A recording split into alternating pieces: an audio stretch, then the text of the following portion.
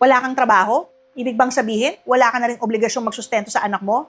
Marami ang naniniwala na kapag unemployed ang isang ama, wala na rin siyang pananagutan. Isa ito sa pinakamadalas kong marinig.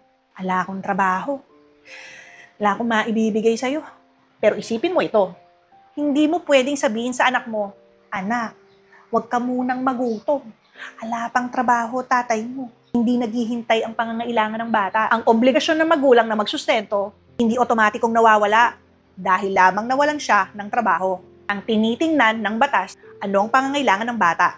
Ano ang tunay na kakayahan o resources ng magulang? Maaaring wala siyang regular na trabaho, ngunit kung mayroon pa rin siyang kakayahang magbigay ng suporta batay sa kanyang kita, ari-arian o iba pang resources, maaaring mayroon pa rin siyang obligasyong magsustento.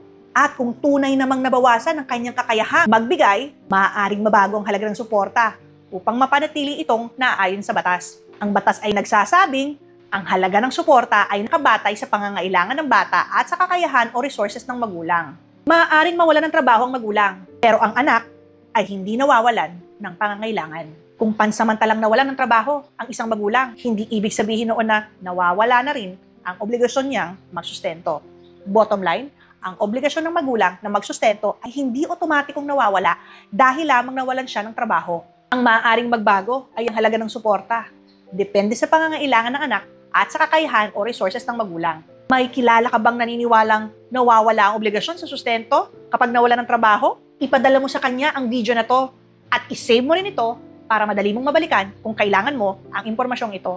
Muli, ito po si Atty. Catherine Aber Sermontano, niyo pong Kati, Wala sa Batas.